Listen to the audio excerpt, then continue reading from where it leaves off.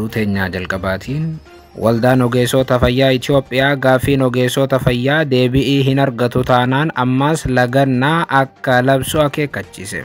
Oduudhumaan walqabateen Amnesty International qindeessaan sochii ogeeyyii fayyaa Dr. Daani'el Faantaanee hatattamaa fi haalduree tokko malee hidhaarraa akka gadhiifamu gaafateera.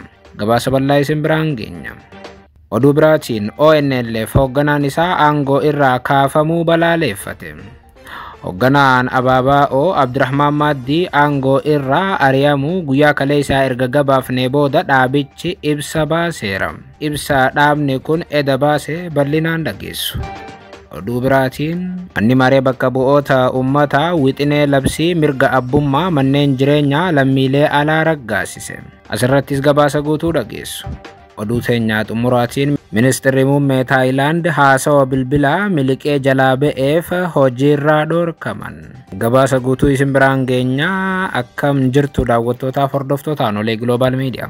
Oduu odeeffannoo keenya guyyaarraa tokko jennee jalqabneeti jirra. Odeeffannoo keenya ijoo isaa amma dhageessan guutuu isaa isin biraan geenya. Haga xumuraa sagantaa keenyaatti dhaggeeffachuun yaada qabdan gara koomentiitiin nuuf barreessaa. Viidiyoon keenya namoota hedduu biraa akka dhaqqabuuf immoo like, share, subscribe godhuun dagatinaa isiniin jenna. Kallattumaan gara gabaasa bal'aattiin isin qajeelcha. Oduu teenyaa jalqabaatiin waldaan ogeessota fayyaa Itoophiyaa gaafiin ogeessota fayyaa deebi'ii hin argatu taanaan ammas lagannaa akka labsu akeekkachiise. Oduudhumaan walqabateen Amnesty International qindeessaan sochii ogeeyyii fayyaa Dr. Daani'el Faantaanee hatattamaa fi haalduree tokko malee akka gadhiifamu gaafateera. Yeroo dhiyoo as akkuma beekamu ogeeyyiin fayyaa gaaffii qabaachuu himu.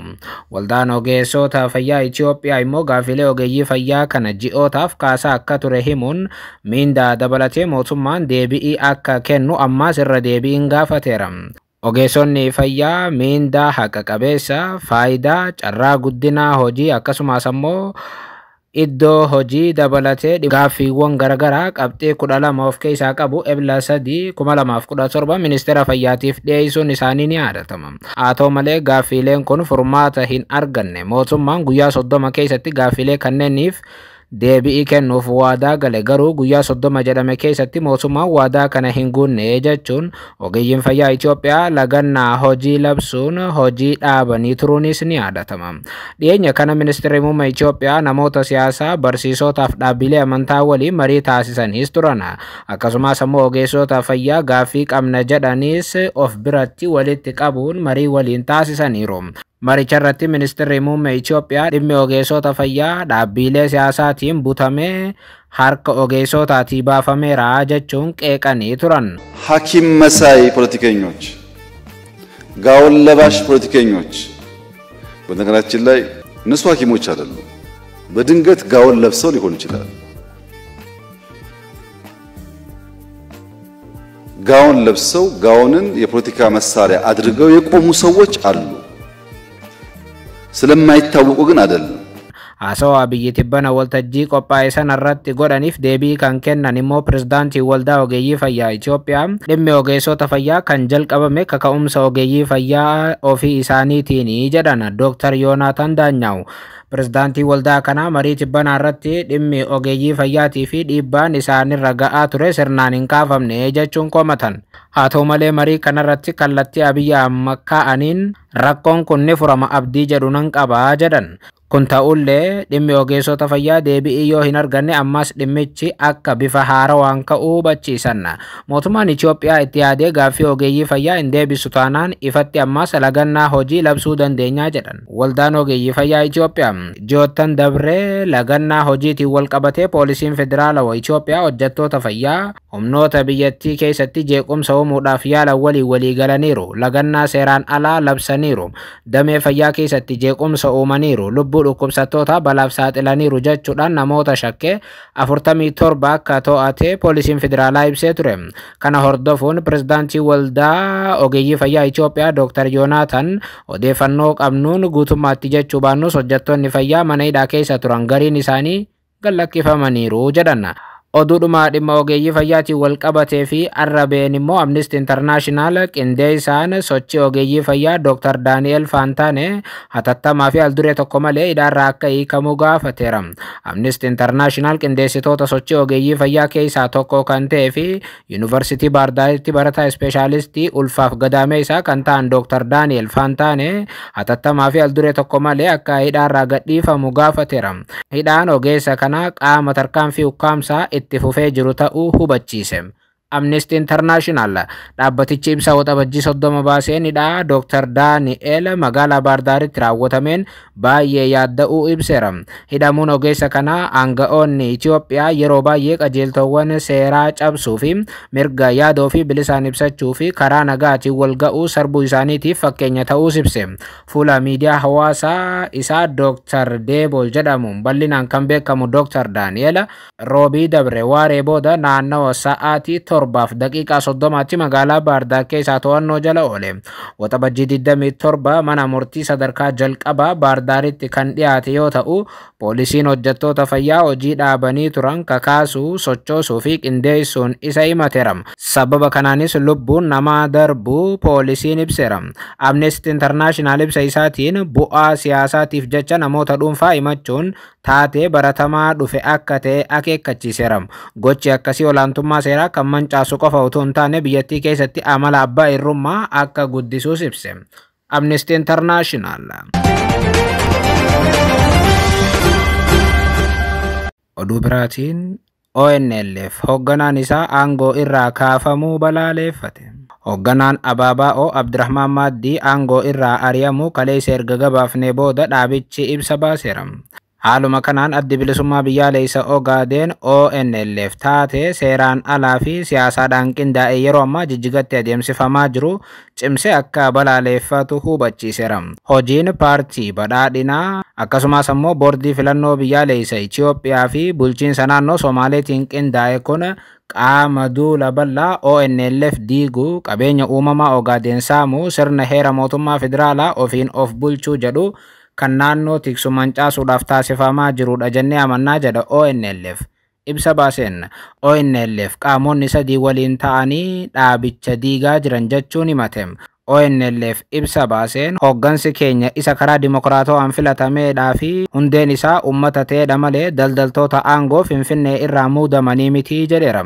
Paartiin badhaadhinaa hooggansa karaa seeraan alaatiin filatame dhabamsiisee kan isaaf ta'u bakka buusuudhaaf sochii godhaa jira jechuun himate ONLF. Kanaanis guyyaa tokko dura hoogganaa dhaabichaa Abdirahmaan Maaddii akka aangoorraa ka'u taasisaniiru. Kun fudhatama hin qabu, namni waan akkasii dhaga'us hin jiru jedha dhaabichi. Kunis mormiiwwan naannoo Somaalee keessatti dhalatu ukkaamsuu, to'annoo federaalaa naannoo Somaalee keessatti cimsuu fi qabeenya boba'aa Ogaadeen hayyama yookaan hirmaannaa uummata Somaalee malee saamuudhaaf haala mijjeeffachuudha jennee amannaas jedheera. Kana qofaa miti, naannoo Somaalee gara waraanaatti deebisuudhaaf mootummaan sochii godhaa jiraas jedha dhaabichi. ONLF nagaa fi misooma dabrees dinagdee naannichaatiif kutannoo akka qabu ibsee kanaafis ammoo mootummaa waliin ammallee mariidhaaf qophaa'uu ta'uu hime. Haa ta'u malee mariidhaaf kan gatteenyu yoo mootummaan adaba godhateedha jedha ONLF. Uummanni Somaaleetii fi ONLF piroojeektii isaan irratti fe'ame kamiyyuu callisee hin fudhatu kan jedhu dhaabichi wanta naannoo Somaalee keessatti raawwatamuu fi mootummaan federaalaa harka keessa galfatuufis beekamtii kan hin kennine ta'uu hubachiiseera. Namoonni shira akkanaa keessatti hirmaattan bu'aa siyaasaatii fi seeraa itti aanuuf itti gaafatamummaas ni fudhattu jedha dhaabichi.